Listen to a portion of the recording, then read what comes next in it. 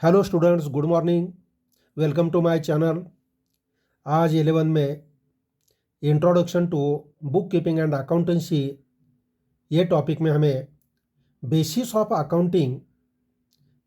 Accounting system या methods of accounting system देखना है।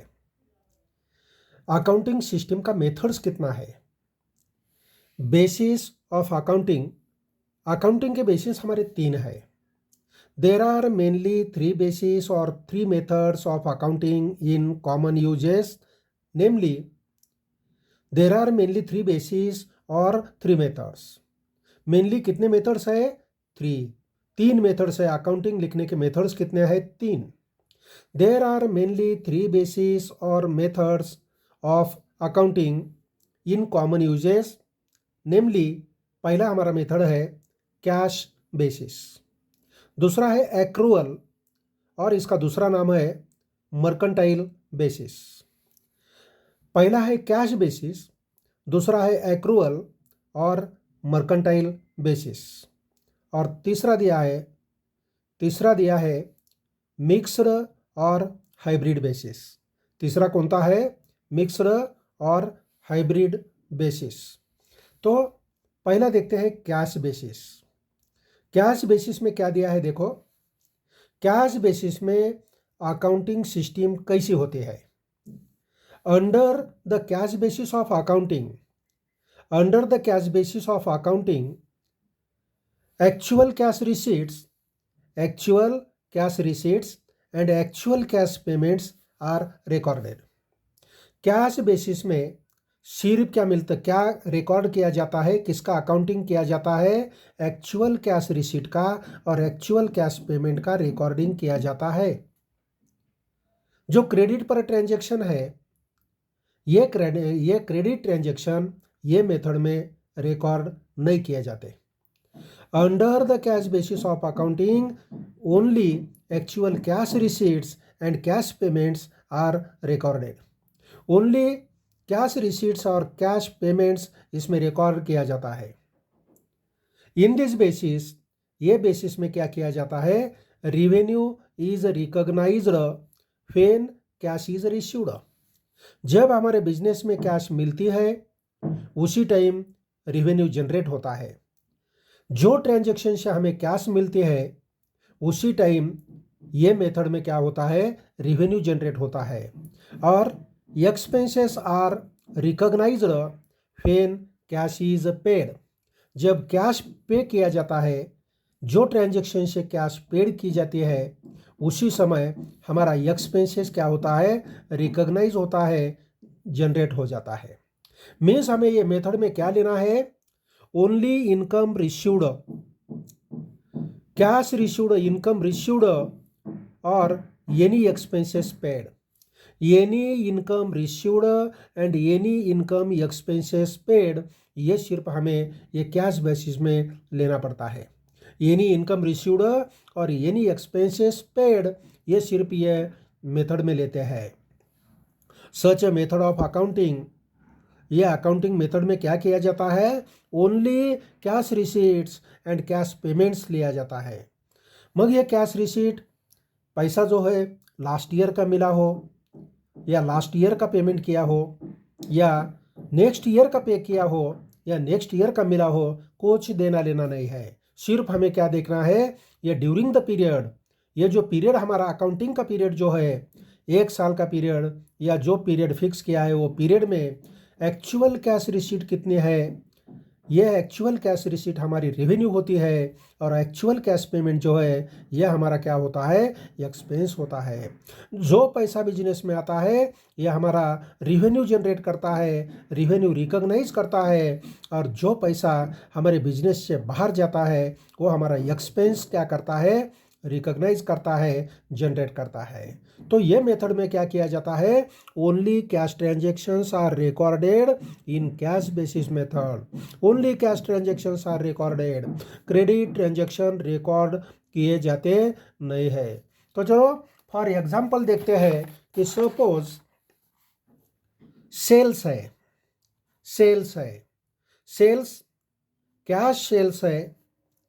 Cash sales rupees 10 lakh, cash sales कितना है ₹10 लाख और क्रेडिट सेल्स रुपीज़ है 6 लाख। क्रेडिट सेल्स कितना है 6 लाख। तो कौन सा अमाउंट एंटर किया जाएगा कैश बेसिस में? ये पहले मेथड में सिर्फ ये पहला जो ट्रांजैक्शन है, ये पहला ट्रांजैक्शन रिकॉर्ड किया जाता है कैश सेल्स का। सपोज दूसरा दिया है परचेसेस दिया है। ये परचेसेस में कैश परचेसेस दिया है।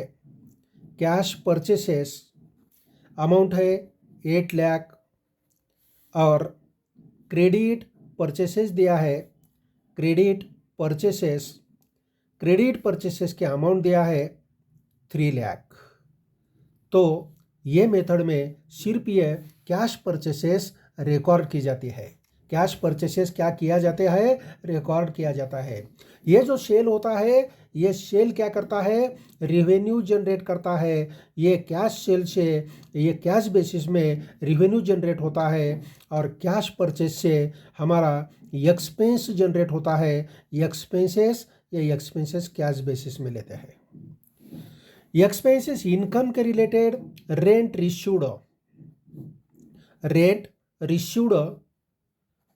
रिश्यूड दिया है 10,000 और रेंट आउटस्टैंडिंग है अमाउंट 2,000। ये ट्रांजैक्शन में क्या हो जाएगा, ये ट्रांजैक्शन नंबर 1, ये नंबर 2 है और ये नंबर 3 है। रेंट रिश्यूड 10,000 है और रेंट आउटस्टैंडिंग है 2,000। तो इसमें सिर्फ रेंट रिश्यूड एंटर किया जाता है। ये रेंट रिश्यूड क्या करता है रेवेन्यू जनरेट करता है। रेंट आउटस्टैंडिंग लेते नहीं है, इसमें हमें पैसा मिलता नहीं है, इसीलिए रेंट आउटस्टैंडिंग ये कैश बेसिस में लेते नहीं है। 4 नंबर का ट्रांजैक्शन दिया है। 4 नंबर का ट्रांजैक्शन है इंश्योरेंस दिया है 10,000 और यहां दिया है इंश्योरेंस पेड कितना है 10,000 और प्रीपेड इंश्योरेंस दिया है। प्रीपेड इंश्योरेंस 2,000 दिया है। तो ये प्रॉब्लम में इंश्योरेंस पेड किया है मीन्स पैसा चला गया, यह हमारा एक्सपेंस है। ये एक्सपेंस क्या करता है एक्सपेंसेस जनरेट करता है। और प्रीपेड इंश्योरेंस नेक्स्ट ईयर का इंश्योरेंस पेड किया है, पैसा चला गया, इसका दोनों का एंट्री ये कैश बेसिस में किया जाता है। मीन्स ये कैश बेसिस में क्या किया जाता है, पैसा बिजनेस में आता है तो उसी का रिकॉर्डिंग किया जाता है और एक्चुअल कैश का पेमेंट किया है, कैश चली गई तो उसका भी ये क्या किया जाता है एंट्री किया जाता है। तो under the cash basis of accounting actual cash receipts and actual cash payments are recorded. In this basis revenue is recognised when cash is received. Revenue recognised कब होती है, कैश जब हमें मिलता है। और एक्सपेंस कब रिकॉग्नाइज्ड होता है, कैश इज पेड। जब हम कैश पेड करते हैं तो हमारा एक्सपेंसेस तैयार होता है और कैश जब मिलती है तब हमारा रेवेन्यू होता है। तो ये कैश बेसिस में क्या लेते हैं, एनी इनकम रिसीव्ड और एनी इनकम एक्सपेंसेस ये कैश बेसिस में लेते हैं। ये जो मेथड है such a method of accounting is usually followed by professionals. ये मेथड जो है कौन यूज करता है, प्रोफेशनल्स यूज करते हैं। ये प्रोफेशनल्स कौन होते हैं, डॉक्टर हो, lawyer, chartered accountant mean CA और not for profit organisation. Not for profit organisation means क्या, ऑर्गेनाइजेशन है, ये बिजनेस है लेकिन ये प्रॉफिट कमाने के लिए इस्टेब्लिश नहीं हो गए। ये बिजनेस कैसे है, ये बिजनेस प्रॉफिट कमाने के लिए नहीं होते, ये प्रॉफिट कमाते नहीं है, ये सिर्फ क्या करते हैं सर्विस प्रोवाइड करते हैं। ऐसे बिजनेस में ये कैश बेसिस वाले ट्रांजैक्शन रिकॉर्ड किए जाते हैं। तो चलो दूसरा देखना है, ये पहला हो गया कैश बेसिस। अभी दूसरा देखना है एक्रूअल और मर्केंटाइल बेसिस। एक्रूअल और मर्केंटाइल बेसिस। एक्रूअल और मर्केंटाइल बेसिस में क्या होता है, under accrual basis of accounting the revenue whether received और नॉट। जो रिवेन्यू है वो रिसीव्ड है या नहीं है, मिला है या नहीं है, कुछ लेना देना नहीं है। सिर्फ क्या होना चाहिए, बट हैज़ बीन अर्नड और accrued during the accounting period. जो हमारा पीरियड है ये पीरियड में क्या होना चाहिए, ये अर्न होना चाहिए। जो रिवेन्यू है ये रिवेन्यू क्या होना चाहिए, अर्न होना चाहिए, ये इनकर्ड होना चाहिए, एक्रूड होना चाहिए। कैश मिला है, कुछ लेना देना नहीं है, मिला नहीं है, कुछ लेना देना नहीं है। सिर्फ जो ड्यूरिंग हमारा पीरियड है, जो अकाउंटिंग का पीरियड है, या अकाउंटिंग के पीरियड में जो रिवेन्यू, जो इनकम, जो रिवेन्यू क्या हो गया है, इनकर्ड हो गया है, जो हमने कमाया है, जो रिवेन्यू हमने या अकाउंटिंग पीरियड के पीरियड में कमाया है, वो हमारा क्या होता है, रिवेन्यू होता है। तो under the accrual basis of accounting the revenue whether received और not but has been earned और accrued during the accounting period. Accounting period में हमने जो रिवेन्यू कमाया है वो रिवेन्यू हम एक्रूअल और मर्केंटाइल बेसिस में क्या करते हैं, रिकॉर्ड करते हैं। वो मिला है क्या नहीं, देना लेना देना कुछ नहीं है, सिर्फ अकाउंटिंग पीरियड का होना चाहिए और वो हमने अर्न किया होना चाहिए। और एक्सपेंसेस के related expenses incurred whether paid और नॉट आर रिकॉर्डेड। एक्सपेंसेस के रिलेटेड भी सेम है। जितना एक्सपेंसेस इनकर्ड हो गया है हमारा अकाउंटिंग का जो पीरियड है या अकाउंटिंग के पीरियड में जितना एक्सपेंसेस इनकर्ड हो गया है, जितना एक्सपेंसेस हमारा हो गया है, वो एक्सपेंसेस हम लेते हैं। वो पूरा पेड किया है क्या नहीं वो देखने की हमें ज़रूरत नहीं है। सिर्फ अकाउंटिंग पीरियड में कितना एक्सपेंसेस होता है वही हम क्या करते हैं, ये एक्सपेंसेस में रिकॉर्ड करते हैं। ये एक्रूअल और मर्केंटाइल बेसिस में क्या करते हैं, रिकॉर्ड करते हैं। इन अदर वर्ड्स, दूसरे वर्ड्स में हम इसको बोल सकते हैं revenue is recognised. Revenue recognised कब होता है, व्हेन रिवेन्यू रिकॉग्नाइज्ड कब होता है, व्हेन इट इज अर्नड और एक्रूड। रिवेन्यू कब अर्न होता है, रिवेन्यू रिकॉग्नाइज कब होता है, व्हेन इट इज अर्नड और एक्रूड। हमने कमाया है, पूरा अर्न किया है, and expenses are recognized when these are incurred। Expenses जो हमने इनकर्ड किया है उसी का रिकॉर्ड करते हैं। और रिवेन्यू रिकॉग्नाइज्ड कब होता है, अर्नड, जो इनकम हम अर्न करते हैं, जो इनकम हमारा एक्रूड है वो इनकम हम क्या करते हैं, ये एक्रूअल और मर्केंटाइल बेसिस में रिकॉर्ड करते हैं। तो any income earned whether received or not, any income earned ये सिस्टम में हम क्या करते हैं, रिकॉर्ड करते हैं। Any expenses incurred whether paid और नॉट, पेड किया है या नहीं किया है कुछ लेना देना नहीं है। ऑल एनी एक्सपेंसेस इनकर्ड है तो हम रिकॉर्ड करते हैं। एनी इनकम अर्नड है तो हम इसमें रिकॉर्ड करते हैं। मिला है क्या नहीं मिला देखते नहीं है। तो चलो एग्जाम्पल देखते हैं हम। देखो ये हमारा जो एग्जाम्पल था सेल्स ईयर दिया है सपोज 2020-21। ये ईयर में कैश सेल्स है 10 लाख और क्रेडिट सेल्स है 6 लाख। मीन्स हम ये मेथड में टोटल 16 लाख का रिकॉर्डिंग करते हैं। ये 16 लाख क्या हो गया, हमारा रिवेन्यू हो गया। ये 16 लाख क्या हो गया, रिवेन्यू होता है। 16 लाख हमारा रिवेन्यू हो गया। दूसरा परचेसेस दिया है, कैश परचेसेस है ड्यूरिंग द ईयर 8 लाख और क्रेडिट परचेसेस है 3 लाख। ये करंट ईयर का है। करंट ईयर में एक्सपेंसेस इनकर्ड हो गया, मीन्स 11 लाख जो इनकर्ड हो गया ये हमारा क्या हो गया, एक्सपेंसेस रिकॉग्नाइज्ड हो गया।